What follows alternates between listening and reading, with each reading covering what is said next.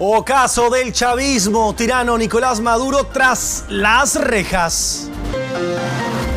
Amarre estratégico, maniobra de Boric busca blindar a sus amigos del aparato estatal. Cayó finalmente embajadora Pacarati tras escándalo en Rapa Nui. Ministra de Salud se salta la fila con operación a su madre. Piden su renuncia. Chile y el terremoto geopolítico en Venezuela. Venimos con un análisis especial. Sector del Melón exige su libertad. El fin de la sombra de la comuna de Nogales. Chile inicia nueva etapa con la llegada de José Antonio Kast como presidente. En Valparaíso, muerte a la terrible gestión del exalcalde Jorge Sharp. Más de 18.000 millones están perdidos. Estado de Derecho triunfa. Desalojo masivo en Quilpué y en Villa Alemana. Impacto por pareja que asesina a crías de gaviotas en Maitencillo. Así comenzamos. Esto es Al Choque con Javier Olivares.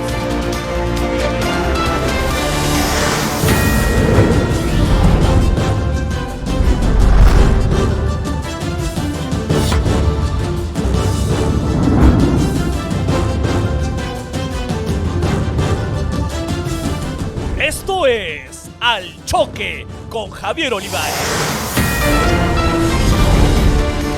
Hola, ¿cómo están? Desde Santiago de Chile, yo soy el periodista Javier Olivares, saludándolos en estos primeros días del año, ¿no? Ya estamos viviendo el pleno 2026. Este programa informativo llega a usted por la señal de televisión abierta 14.2 en la capital chilena, 14.4 Antofagasta, Concepción y Temuco, y también por su cable operador elegido. Hoy hemos querido con el equipo despedir una exitosa temporada de noticias para esta estación. Un proyecto ambicioso que comenzó en el mes de abril del 2025 con una temporada que no superaría supuestamente los 3 meses. Debido a mi intención de llegar al Congreso Nacional como diputado, no iba a poder seguir más allá de 3 meses, pero las circunstancias, podríamos decir, el éxito de difusión y ustedes lograron mantenernos al aire en medio de mi campaña política y mis varias otras labores personales. A ustedes les quiero agradecer esta primera temporada del primer noticiero independiente de TVX Televisión y el primer noticiero abiertamente incensurable de la televisión chilena. Hoy acabamos una larga primera temporada, pero reafirmamos nuestro compromiso con la información regional, la contingencia local y una editorial clara, precisa y directa. Yo y mi equipo volveremos en unos meses a estas mismas pantallas, ¿no? Para seguir informando a esta comunidad que, gracias a Dios y la Virgen, ha crecido día a día. Gracias a ustedes, hoy les decimos gracias por estos días, estos meses y estas semanas de preferencia en su noticiero Al Choque. Y justamente hablando de cosas buenas, hoy solo faltan 63 días para el tan ansiado término de este paupérrimo gobierno. Este programa es una presentación de Al Choque con Javier Olivares es patrocinado por... Cuando un país se seca, el agua es el oro del planeta. Chile Deudas, tus problemas financieros tienen solución hoy. www.chiledeudas.cl. Porque buscamos 10.000 nuevos corazones para seguir creando sonrisas de héroes. Súmate por la vida de niños con enfermedades complejas y terminales. Somos deportistas por un sueño. Y No Más Tag, campaña ciudadana por un cobro medido, correcto y confiable en peajes, autopistas y carreteras chilenas.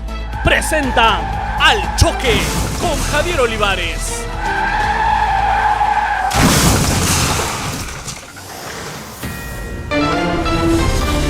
Y bien, iniciamos este noticiero con la noticia que está sacudiendo al mundo occidental y que marca un antes y un después en la historia de América Latina. Nicolás Maduro ha caído. completamente. En una operación militar de precisión quirúrgica denominada Resolución Absoluta, iniciada en la madrugada del 3 de enero, fuerzas especiales de los Estados Unidos, comandada por el presidente Donald Trump, lograron capturar al tirano venezolano y a su esposa, Cilia Flores, en la ciudad de Caracas. El gobierno de Donald Trump confirmó que Maduro ha sido trasladado bajo custodia federal a New York, donde se prepara la formalización de cargos por narcoterrorismo, conspiración y lavados de activos. Precisamente, mientras tanto, el panorama en Venezuela es de una tensa incertidumbre, aunque miles de ciudadanos celebran en las calles el fin de una era. El vacío de poder aparentemente es evidente, dicen desde todos lados, y la vicepresidenta Delcy Rodríguez ha calificado esta acción como un secuestro y una violación a la soberanía, mientras que la oposición, liderada por Edmundo González, ya habla de activar los mecanismos para una transición inmediata. Bueno, la pregunta que todos se hacen ahora: ¿qué sigue para Venezuela con Maduro fuera del tablero y el alto mando militar en silencio? Los ojos del mundo justamente están puestos en Caracas. Y para abordar este tema nos vamos a conectar en vivo con el coordinador 20 Venezuela en Chile, el señor Ender Sandrea, a quien saludamos a esta hora. Y por otra parte también con el colega periodista y director del periódico El Ciudadano, con el señor Javier Pineda. Muchachos, ¿qué tal? ¿Cómo están? Gracias por estar en el noticiero Al Choque de TVX Televisión. Buenas noches. Muy buenas noches, Javier. Bueno, primero que nada, muchas gracias y saludando al colega Javier Pineda también del Ciudadano. Venezuela comienza una nueva etapa, una nueva etapa que durante 26 años hemos estado luchando en las calles de nuestro país y fuera de él contra esta narcotiranía que encabezaba Nicolás Maduro y todo su grupo, como Diosdado Cabello, Padrino López, Delcy Rodríguez, los hermanos Rodríguez en este caso, y Cilia Flores. Hoy en Venezuela está, no digamos que estamos celebrando, sino que comienza una transición donde la detención de Nicolás Maduro pasa a ser un eje fundamental de este proceso. Sencillamente porque es el cabecilla del Cartel de los Soles, es el cabecilla de la tiranía que durante 26 años ha causado la migración más grande de América Latina y del mundo, con más de 9 millones de venezolanos repartidos por cualquier ciudad del mundo, y esto ha sido sencillamente como un inicio de la transición hacia la democracia. Primeramente debemos darle gracias al presidente Trump, a la administración del presidente Trump, porque se atrevió a hacer lo que nadie quería hacer. Nosotros por más de 25 años le hemos estado demostrando al mundo cuál es el régimen de Venezuela, de qué se compone el régimen de Venezuela, qué hace el régimen de Venezuela. Y hoy la administración del presidente Trump se atrevió a sacar a Nicolás Maduro y detenerlo por lo que es: un terrorista, un asesino, porque eso es lo que es la dictadura de Venezuela. Una dictadura asesina, criminal, que ha tenido miles de casos que se han manifestado a través de las denuncias ante la Corte Penal Internacional, ante la Organización de las Naciones Unidas, informes que ha hecho la Organización de las Naciones Unidas donde se determina todos los crímenes de lesa humanidad que ha tenido el régimen chavista en Venezuela por muchos años. Gracias, señor Sandrea. Bueno, le quiero preguntar justamente, y bueno, aprovecho de pedirle disculpas porque le acabo de decir periodista, y la verdad que no es periodista, sino que es abogado. Javier Pineda, gracias por estar con nosotros también. Y la pregunta directamente es a usted. Usted como abogado precisamente, ¿no? ¿Cómo se sienta en el tema del derecho? Esto que ha pasado hoy día en Venezuela. Tenemos ahí la opinión de un venezolano, pero tal vez usted tiene otra. ¿Cómo ve usted lo que hoy día ha sucedido con Venezuela y ve esta intromisión, como le han llamado algunos, por parte del comandante Trump? Muchas gracias, Javier, por la invitación, y también saludar a Ender.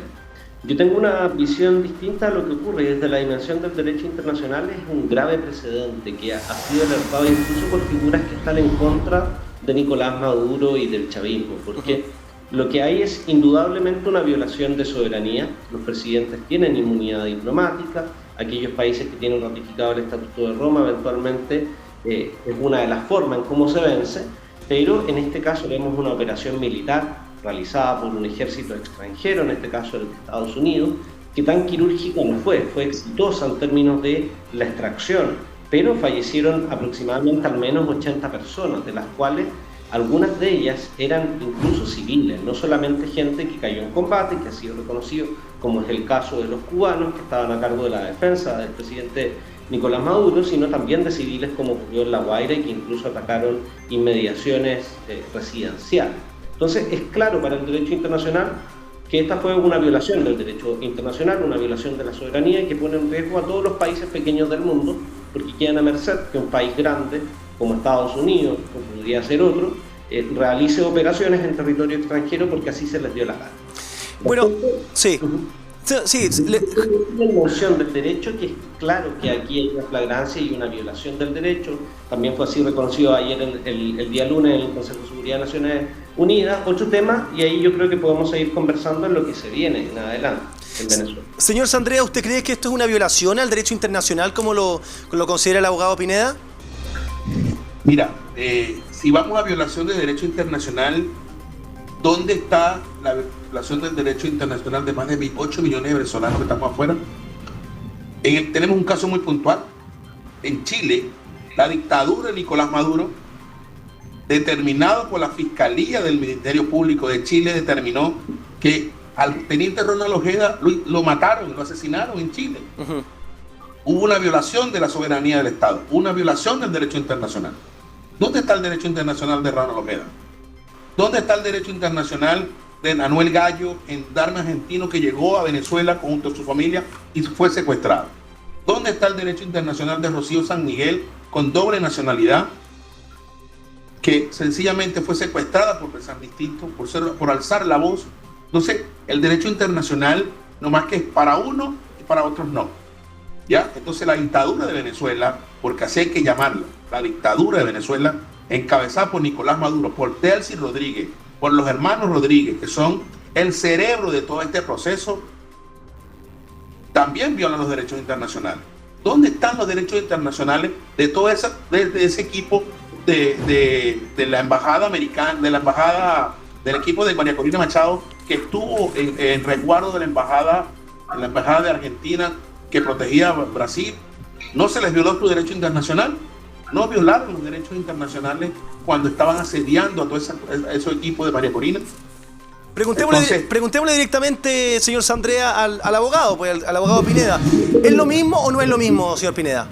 Hay una confusión, porque está el derecho internacional, propiamente tal, el derecho internacional público, que es lo que se considera violado en este caso con la operación que se realiza de extracción, de secuestro de Nicolás Maduro, y por otro caso pueden haber violaciones de derechos humanos, y también hay una dimensión internacional, está el derecho internacional de los derechos humanos, pero en este caso yo no puede condenar ambos casos, los distintos casos puntuales, podemos entrar a analizarlo, no, pero son de una magnitud distinta, porque acá lo que está en riesgo en el caso de la operación militar del ataque a Nicolás Maduro en Venezuela es el orden internacional.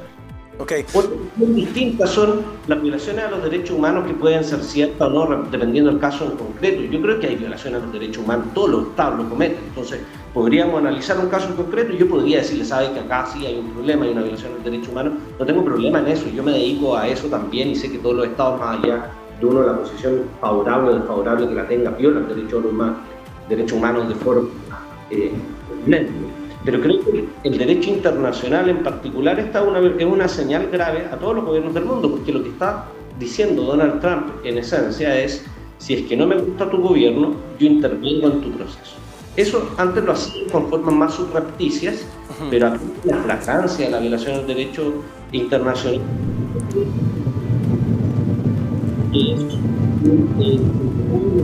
va pasando un avión, parece ahí, porque va pasando un avión aparentemente por la casa de alguno de los dos, porque ahí parece que se perdió la comunicación. A ver, ahí señor Pineda, adelante. Sí, lo que decía es que incluso un relator de Naciones Unidas, Ben Saul, que se dedica al derecho internacional, profesor además en la Universidad de Sydney, decía: esto amerita a que el presidente Donald Trump sea destituido incluso en su propio país, porque está poniendo en riesgo no solamente la seguridad del pueblo venezolano, sino que también el orden en general que se construyó después de la Segunda Guerra Mundial. Señor Sandrea, y para ponerlo en comparación, el caso Ojeda puede ser grave o no, todavía no hay una resolución de un tribunal, hay una investigación de fiscalía, solicitarse órdenes de extradición, hay que ver cómo avanza ese caso, pero no pone en riesgo el orden internacional como lo pone la extracción. Entonces, hablar de casos concretos versus el régimen internacional construido después de la Segunda Guerra Mundial son temas distintos y que es importante poner en la medida. Y hay dos cuestiones, porque acá Ender puede estar a favor de que se viola el derecho internacional y que se bombardea a su propio país y que Estados Unidos asesina a compatriotas de él. Es una posición ética, política que puede contener. Lo que es evidente es que el derecho internacional ha sido violado. Otra cuestión es justificar la acción y que eso lo permite el campo de la política, de la ética. Señor Sandrea, ¿cómo toma usted las palabras del abogado, ¿no?, que habla justamente acerca de esto, del derecho internacional? ¿Cómo lo ve usted? Porque son miradas completamente contrapuestas. Tenemos por una parte la mirada del abogado Pineda, que es una mirada más allá del tema político, una mirada legal, pero por otra parte está el sufrimiento que usted lo ha vivido en carne propia. ¿Cómo lo ve usted? ¿Cómo lo evalúa? Mira, como te dije al principio, ¿no? Es según como cada quien tiene su análisis particular. Respeto a la posición de Javier y su criterio, que es válido también, pero también tenemos que tener en consecuencia que la dictadura de Nicolás Maduro tiene años violando el derecho internacional. Años violando el derecho internacional. Nosotros no es que no estamos exentos a cualquier situación, pero ¿qué es lo que está pasando? Tenemos casos precedentes, lo dije al inicio del programa, el crimen del teniente Ojeda, eso es una violación de los derechos humanos y del derecho internacional también, porque el régimen vino a Chile y lo asesinaron, y no lo dice Ender, lo determinó la fiscalía de este país. El fiscal general, o la ministra en ese entonces, Javier, te escuché claramente. La ministra en ese entonces, con el fiscal general, fueron hasta la Corte Penal Internacional para determinar eso. Uno, para denunciar el tema de Ronald Ojeda. Dos, a todos los venezolanos se les ha violado el derecho internacional.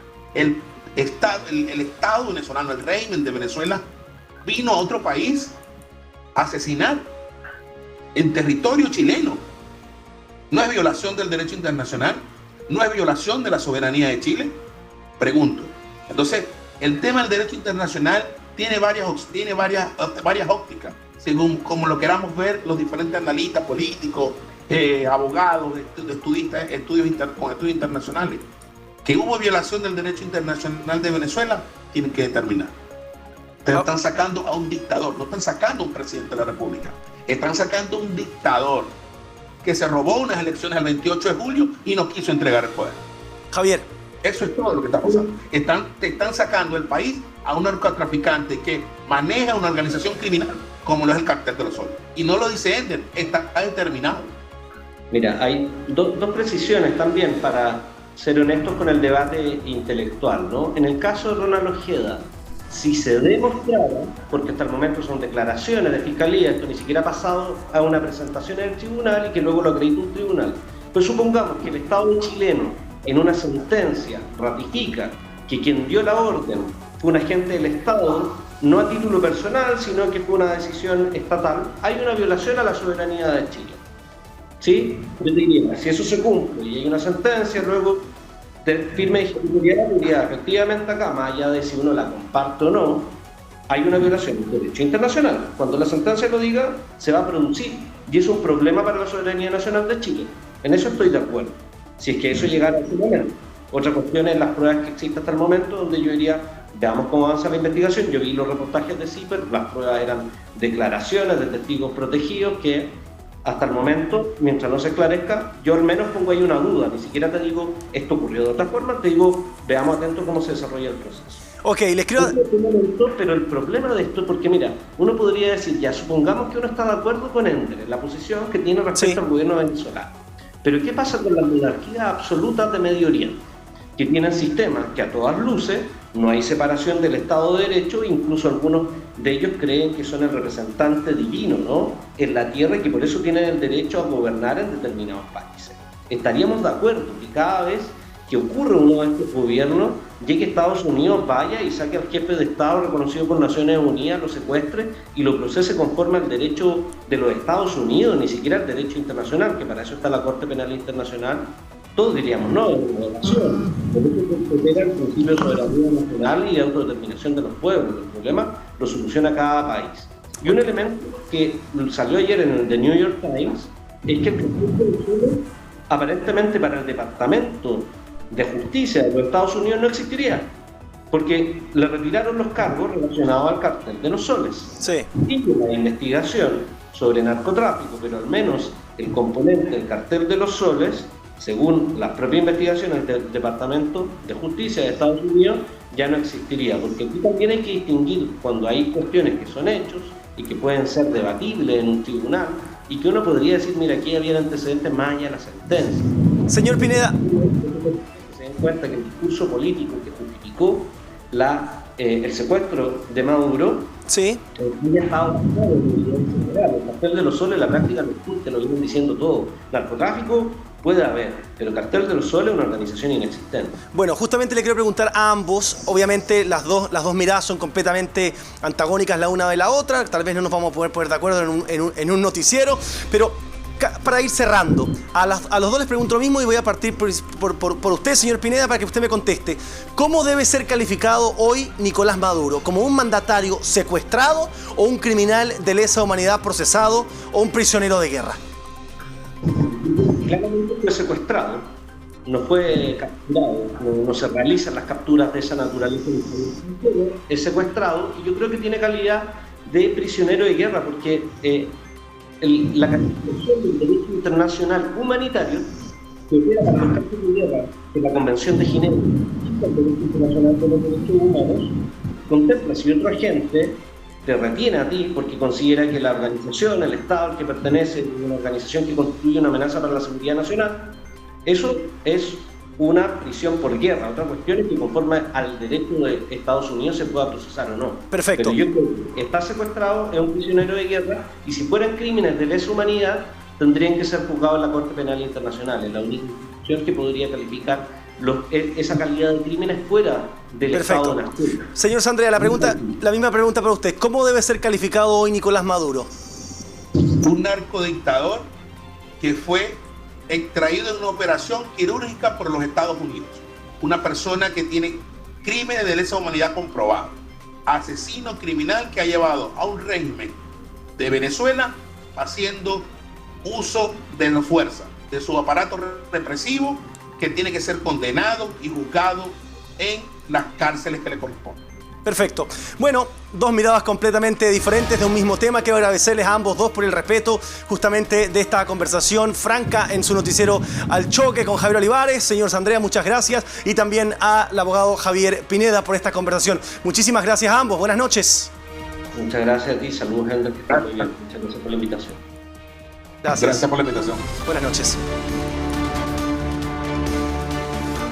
¿Estás amenazado de embargo? ¿Tienes informes negativos? Bueno, ya no se preocupen más porque en chiledeudas.cl cuentan con abogados expertos en defensas de juicios por deudas, eliminación de informes comerciales negativos y son expertos en ley de quiebra. Búscalos, no te pierdas en todas sus redes sociales o síguelos en sus varias publicaciones que tienen. Recuerda, tus deudas tienen solución junto a chiledeudas.cl. Me salió como bien mexicano, como cuando hablaban en Univisión hace tiempos atrás, sí. Ay, ay, ay, ay, ay, ay. Lo que pasa es que ustedes se deben reír, pero durante mucho tiempo estuve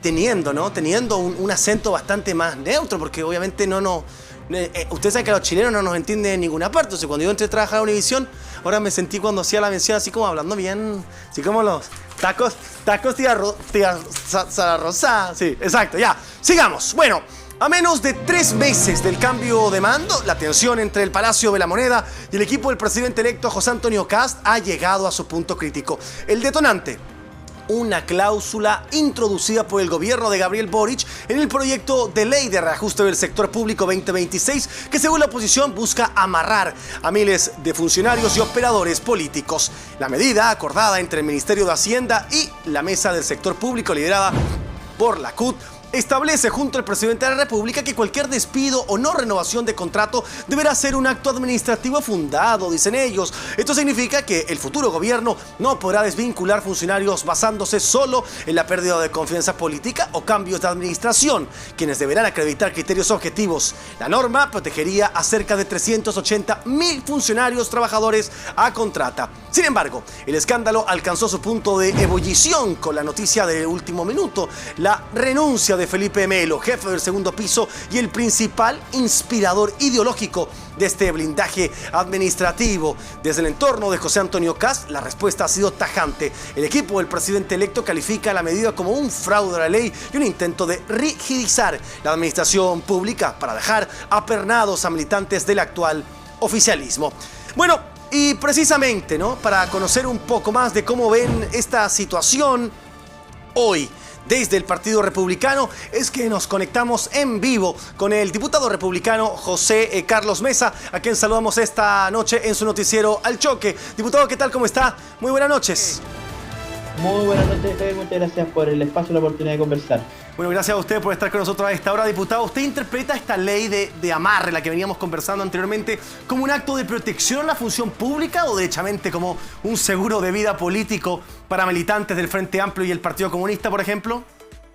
Mira, yo lo interpreto como una falta grave a los principios de probidad administrativa, a los principios de transparencia, porque aquí se nos dice una cosa, pero en realidad se está tratando de hacer otra. Aquí se nos dice que se nos va a presentar una ley de reajuste al presupuesto, a los sueldos de los funcionarios públicos, pero por el lado se nos mete una cantidad de normas, entre las cuales está esta ley de amarre. Lo que se hace justamente es impedir al próximo gobierno, que ya se sabe quién va a liderar, ¿cierto?, que es José Antonio Kast, que pueda realizar los ajustes necesarios y pueda evaluar el desempeño de los funcionarios que hoy día son de exclusiva confianza. Se les amarra y con eso lo que se busca, creo yo, es impedir el buen desempeño del próximo gobierno. Efectivamente. Diputado, bueno, ustedes han anunciado una ofensiva total, podríamos decir. ¿Qué herramientas legislativas les quedan para frenar este amarre antes de que termine el periodo del gobernante Boric? Bueno, a ver, yo creo que aquí es bueno que la ciudadanía tenga claro quiénes tienen por así decirlo, el sartén por el mango. Hoy día, nos guste o no, quien tiene las herramientas para apurar y sacar adelante un proyecto de ley como este es el Ejecutivo, a través de la institución de la urgencia, ¿cierto?, la urgencia legislativa, que nos podrían obligar a tramitar hasta total despacho un proyecto de ley si es que así fuera necesario. Ahora, por otro lado, nosotros también tenemos nuestras herramientas que van desde lo político, lo comunicacional. Yo creo que ya queda claro para la ciudadanía que esto es una ley de amarre injusta y perniciosa, pero por otro lado también en lo legislativo nosotros vamos a solicitar votación separada de todas las normas que sean negativas para la ciudadanía, entre las cuales está la ley de amarre, por supuesto, y vamos a intentar que sea votada en contra.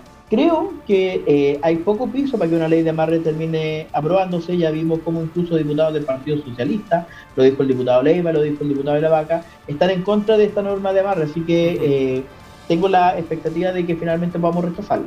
¿Esta ley de amarre es una trampa, podríamos decir, diseñada específicamente para hacer fracasar el plan económico de los republicanos, cree usted? Hay dos cuestiones que yo creo que nos llevan a esa conclusión, Javier. La primera de ellas es que es una ley que no tiene financiamiento. Hay casi 1.100 millones que se necesitan para este reajuste. Hablemos del reajuste primero, para que se pueda ejecutar, que el gobierno no ha sido capaz de explicarnos de dónde van a salir. Entonces ya es una primera gran traba, es el déficit financiero que va a generar, o que va a acrecentar en realidad, porque recordemos que el actual gobierno nos va a dejar un déficit financiero bastante grande. Y lo segundo es lo que podríamos decir la trampa con el amarre de los funcionarios públicos. Y aquí yo le quiero citar la declaración que sacó en estas horas el director nacional de la Asociación de Funcionarios del Ministerio de Desarrollo Social, donde ellos, respecto de los nombramientos, están acusando que se están haciendo concursos cuando no debían hacerse y que se están pasando a contrata a funcionarios que no deberían pasarse a contrata. Y aquí quiero citar las palabras textuales de esta declaración. Yo después se las puedo hacer llegar a ustedes. A mí me llegó hace algunas horas atrás, en donde señalan que el gobierno lo que está haciendo es pasar a asesores de honorarios a contratas o a través de concursos, tratar de dejarlos apernados por los próximos 4 años. Entonces, cuando uno ve que esto pasa en un ministerio como el Desarrollo Social, Se pregunta, ¿esto estará pasando en otras reparticiones del Estado? A mí me queda la duda de que probablemente sí. ¿Qué es lo que vamos a hacer con esta información? La vamos a llevar a la Contraloría para que la Contraloría investigue. Pero ahora tú ves cómo, por un lado, en el Congreso, el Ejecutivo está tratando de proteger con una ley a estos funcionarios, y en los distintos ministerios se están generando las condiciones para que estos funcionarios queden protegidos por la ley de amarre. Entonces esto es la tormenta perfecta, y en política, Javier, no existen las casualidades. Exactamente. Bueno, diputado, están en conversaciones, justamente usted me hablaba que aparentemente esta ley no tendría el quórum necesario, pero ¿han estado en conversaciones con otros partidos o sectores de centro para presentar un frente unido contra finalmente este proyecto o este mal llamado mal proyecto, ¿no? Aquí quien ha estado liderando, por lo menos desde la perspectiva del Partido Republicano, las conversaciones con las otras fuerzas de la oposición y también con lo que podríamos considerar la centro-izquierda más razonable, que sería el Partido Socialista, el PPD, ¿cierto? Ha sido el diputado Agustín Romero. Lo que él nos ha señalado justamente es que, en primer lugar, lo que se ha intentado es que antes de la votación en general, que el Ejecutivo y la izquierda ha intentado que sea a toda costa, lo más rápido posible, es que podamos escuchar organismos técnicos. Eso es lo primero, para que tengamos los argumentos técnicos. Ahí está, por ejemplo, el Consejo Fiscal Autónomo, que estamos a la espera de que pueda exponer.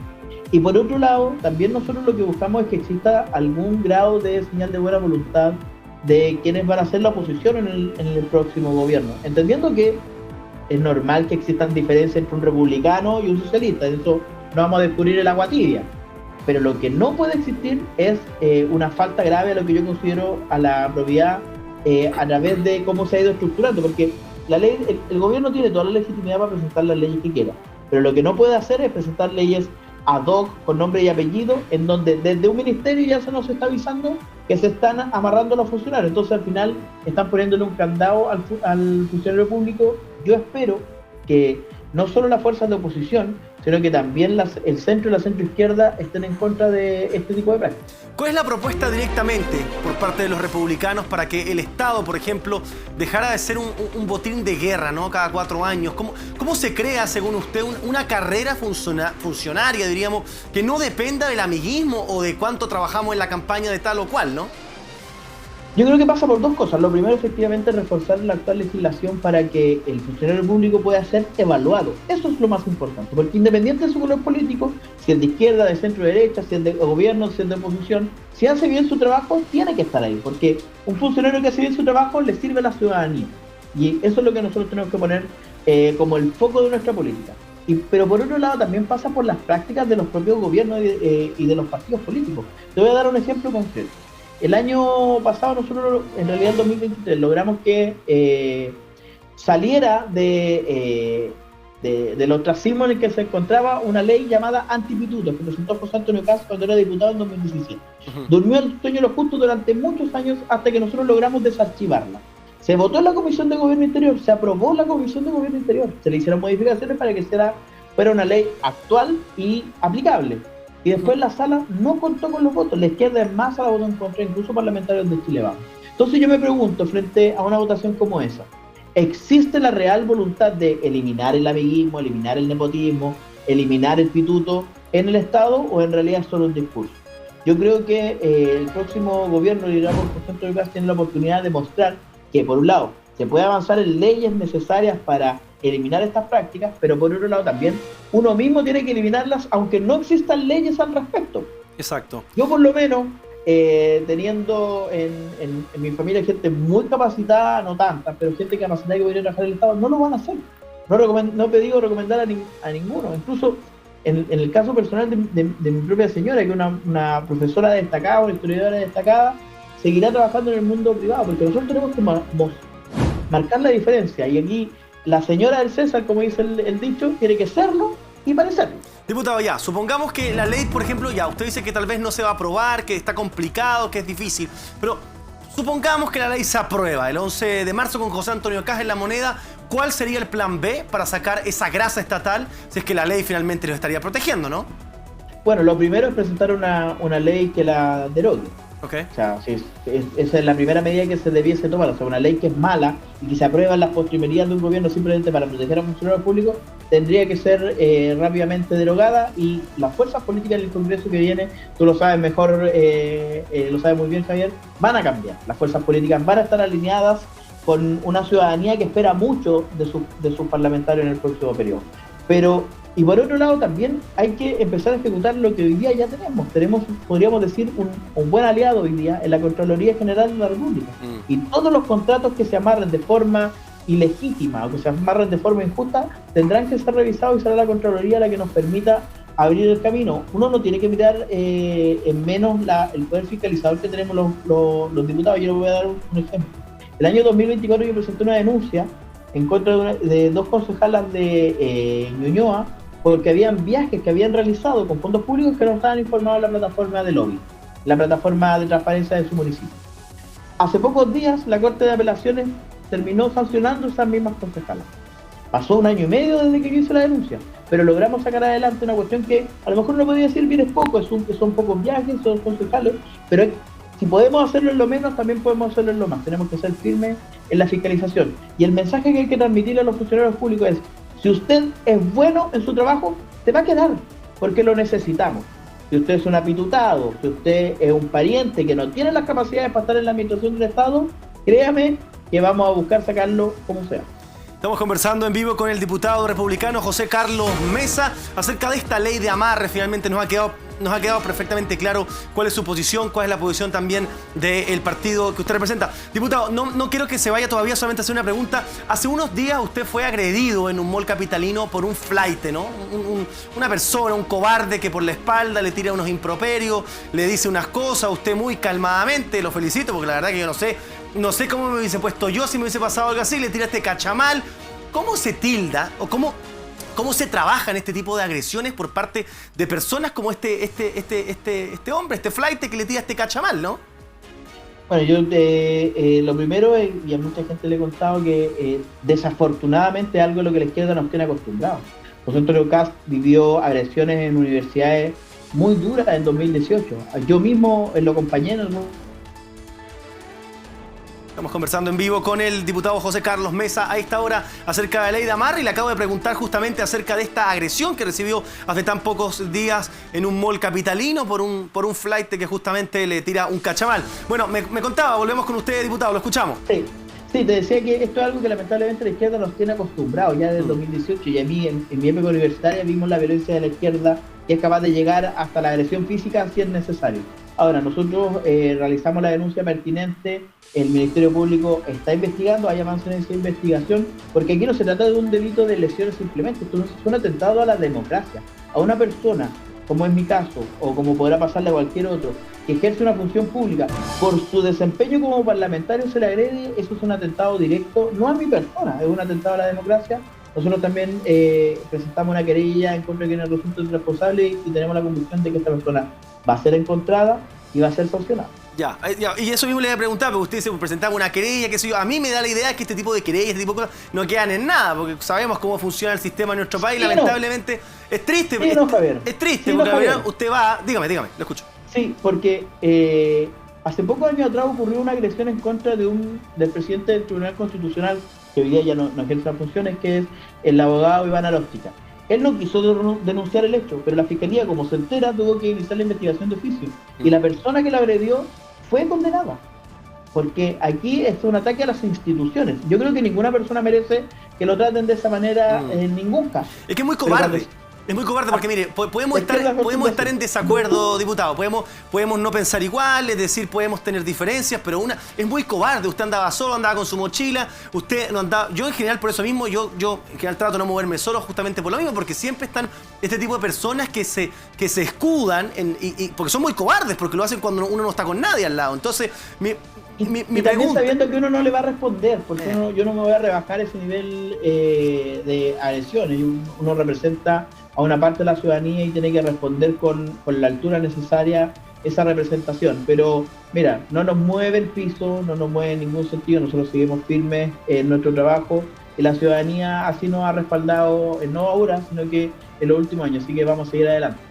Diputado José Carlos Mesa ha conversado con nosotros hasta ahora. Lo felicito además por ese temple que tuvo, porque la verdad es que yo, como le decía antes, yo no sé cómo me hubiese puesto yo si me hubiese pasado a mí. Un abrazo cariñoso, que le vaya muy bien, diputado. Saludo a todo su equipo y gracias por esta comunicación en vivo hasta ahora con su noticiero Al Choque. Un abrazo.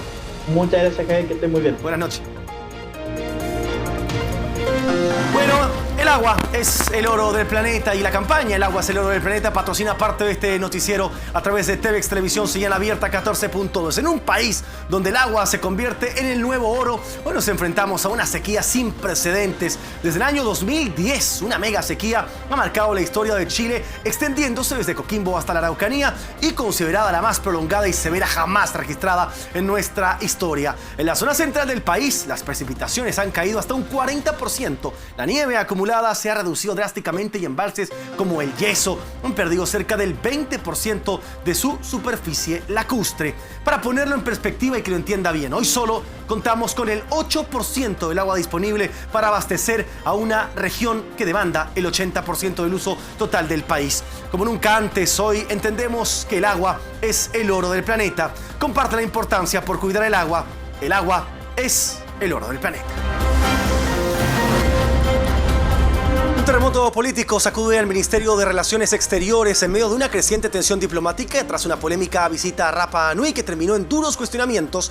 El gobierno del gobernante Gabriel Boric decidió remover de su cargo a la amiga presidencial y hasta hace unas horas embajadora y directora del protocolo Manahi Pakarati. Lo que comenzó como una gira de soberanía terminó costándole el puesto a una de las figuras claves de la Cancillería, y todo por su aflojada boquita, como diría mi abuela. El detonante fue su reciente paso por la isla de Pascua. La que debía ser una gestión de coordinación se transformó en una crisis de autoridad. Se le acusa de haber sobrepasado sus atribuciones y de generar fricciones innecesarias con autoridades locales y delegaciones extranjeras, poniendo en aprietos a la fina diplomacia que intenta proyectar nuestro país. Desde el gobierno intentaron matizar la salida como un ajuste de equipo, pero la rapidez del anuncio confirma que la paciencia en Cancillería se agotó.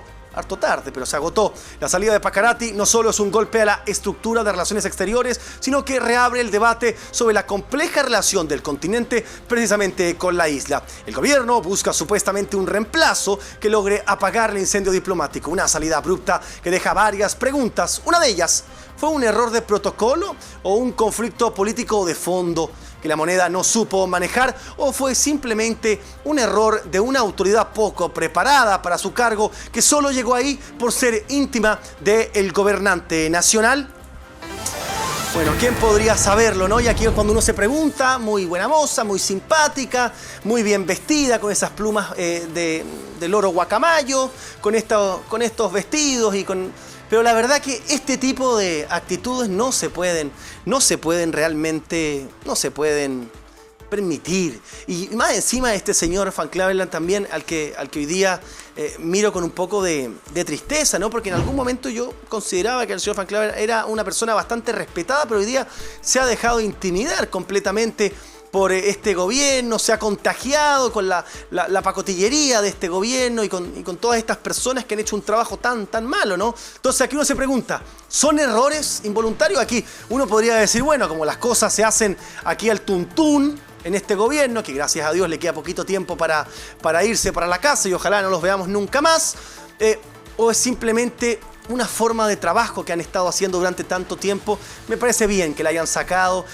Lamentablemente este tipo de actos, este tipo de escaparse con los tarros, como se podría decir, tienen consecuencias. Obviamente, además, la señora Pakarati, ustedes sabrán, es una persona que fue metida ahí rápidamente por el presidente porque no tenía ningún tipo de preparación la señora Pakarati. Al contrario, era simplemente una amiga del presidente.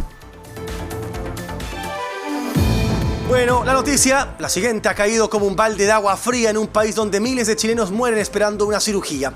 La madre de la ministra de Salud, Jimena Aguilera, fue operada de urgencia en un hospital El Salvador tras lo que se denuncia como un fast track administrativo. Mientras la mujer de 87 años entraba a pabellón, casi de inmediato un paciente que esperaba ser intervenido en el mismo recinto vio su cirugía postergada por la madre de la ministra. La indignación obviamente es total. Documentos internos revelan que la orden se ingresó a pabellón y que llegó con probidad administrativa desde la dirección, saltándose todo tipo de trámite que para cualquier ciudadano común toman meses o incluso años. La oposición ya habla de tráfico de influencias, parlamentarios exigen la renuncia de la ministra, mientras que la Fiscalía ya prepara una investigación para determinar si se utilizaron influencias políticas para salvar una vida a costa de otra. Por su parte, la ministra Aguilera rompió el silencio, descartando privilegios y aseguró que la decisión fue estrictamente clínica, pero con las listas de espera en cifras récord y un fallecido en la mesa, sus explicaciones parecen no ser suficientes para una ciudadana agotada por la desigualdad ante la vida y la muerte. ¿Hay ciudadanos de primera y segunda clase en nuestros hospitales públicos? Sí, lo hay, lamentablemente. ¿Para qué vamos a mentirle, no? La crisis está instalada en el corazón de la moneda y el respaldo del presidente es lo único que mantiene a la ministra en su cargo por ahora. Que el tema es que, como alguien, no como la ministra, llega a un hospital y justamente una de sus subalternas, porque la directora o el director del Hospital El Salvador, ¿qué va a hacer cuando llega la jefa, cuando llega la ministra? Bueno, un buen director, una buena directora con los pantalones bien puestos dice: tenemos otras prioridades, ministra. Pero aquí parece que pasó todo lo contrario. Entonces, cosas que pasan en nuestro país y que lamentablemente, si no ponemos un coto ya, seguirán sucediendo.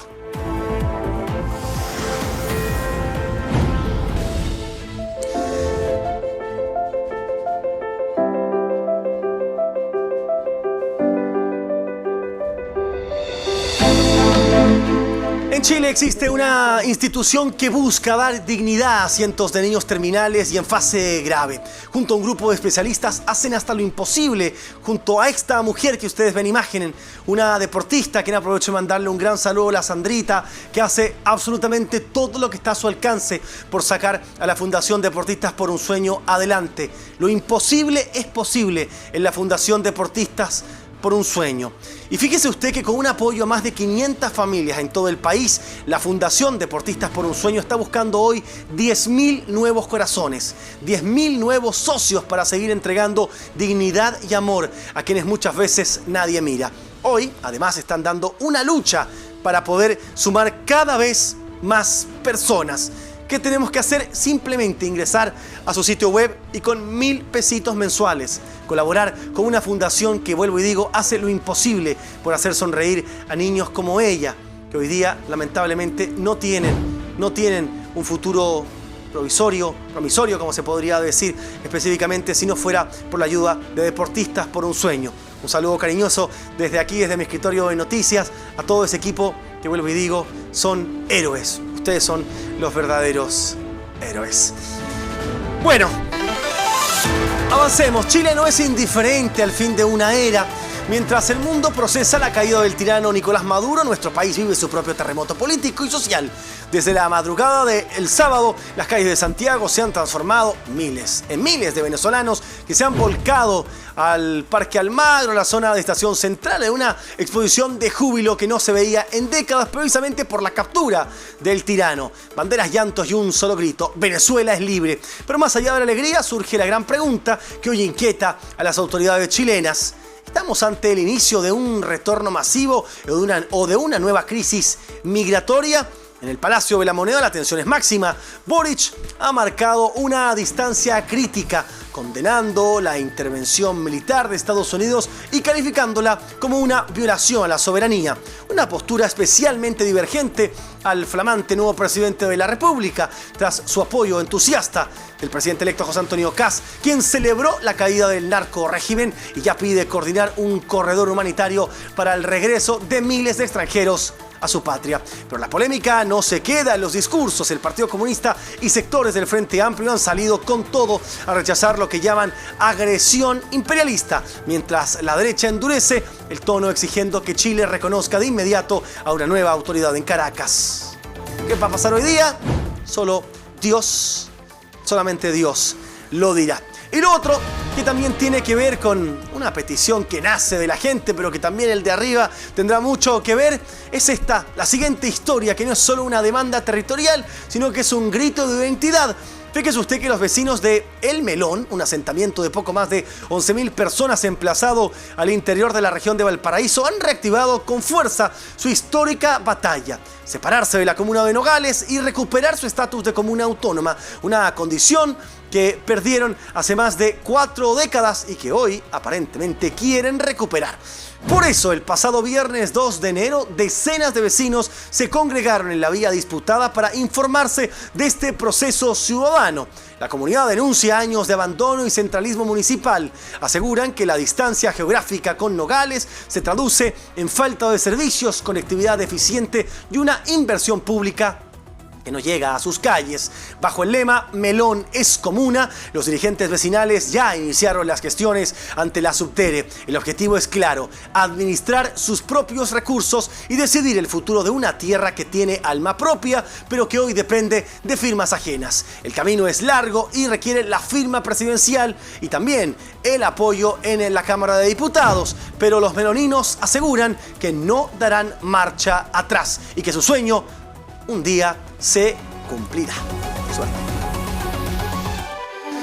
Tras una jornada electoral que movilizó a más de 13 millones de personas hace ya varias semanas, José Antonio Kast se ha alzado, como podríamos decir, como el gran líder. Justamente el gran líder de La Moneda, quien entrará el próximo 11 de marzo. Revisemos imágenes precisamente de los momentos en los cuales el presidente electo hizo de las suyas. Ahí tenemos, algunos de los memes que han salido ya con una de las ideas que tiene hoy día este nuevo presidente: llegar a La Moneda, colaborar en un gobierno que realmente es de emergencia. Un gobierno que tratará por todas luces poner mano dura a la inmigración ilegal, que sigue siendo un fuerte dolor de cabeza que lamentablemente este gobierno no ha podido sacar. Además, el tema de las listas de espera, el tema de la seguridad en las calles y el crimen organizado. Serán meses de un trabajo arduo, ha dicho el presidente electo, pero lo que pasará de aquí en adelante será una incógnita, con un Congreso que de alguna manera podría apoyar al nuevo presidente. Las dudas siguen siendo vastas,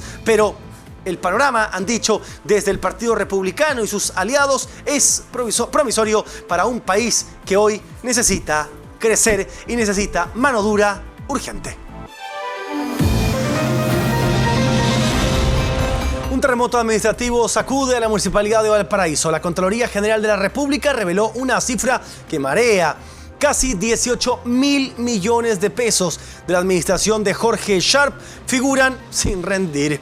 El informe final del organismo fiscalizador es lapidario. Se trata de recursos destinados a educación y salud, correspondientes a los años 2022 y 2023, cuando esta lumbrera era alcalde y cuyo destino final hoy es una incógnita en esa comuna.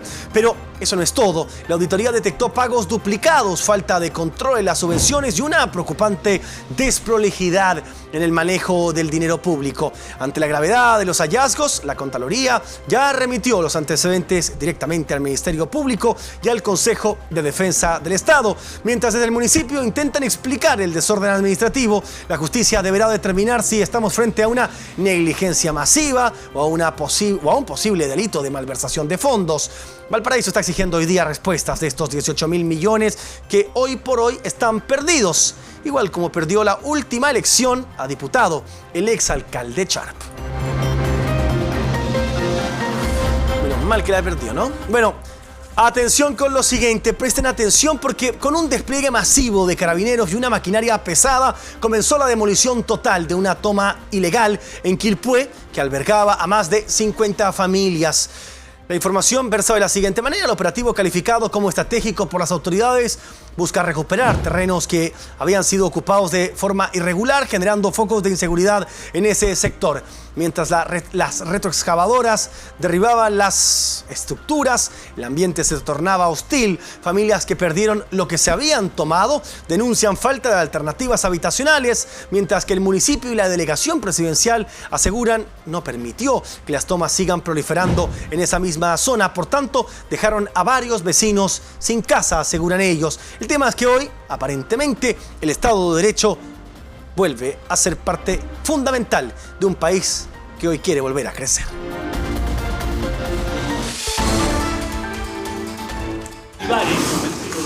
un impacto social debido a que por segunda vez y consecutivamente logramos hacer lo que nosotros denominamos la gran caravana mágica navideña.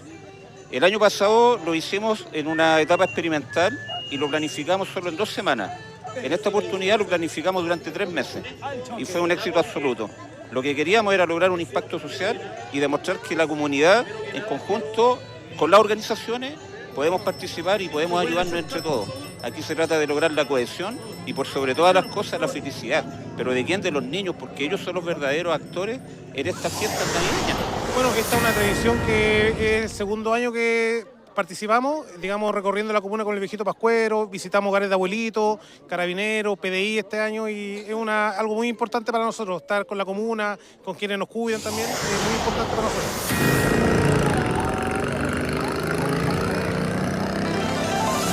Estas imágenes justamente son parte del final casi del noticiero, una de las iniciativas que nacen desde los propios vecinos de Quilpué en su segunda caravana navideña. Dicen la más grande de esa comuna, de la quinta región, hace tan solo unas semanas atrás. Bueno, con estas imágenes nos vamos. Que tengan un excelente comienzo del año 2026. Gracias a mi equipo, liderado por la periodista María Paz Díaz, Mary, al director de televisión Alex Alvarado y a todo su equipo de televisión. A mi asistente de dirección, Benjamín Álvarez González, y a ustedes por preferirnos semana a semana. En unos meses más nos reencontraremos, si Dios y la Virgen lo quieren, con más de su noticiero Al Choque con Javier Olivares. Gracias por confiar en nosotros a la hora de informarse diferente. Que descanse. Buenas noches. Hasta marzo.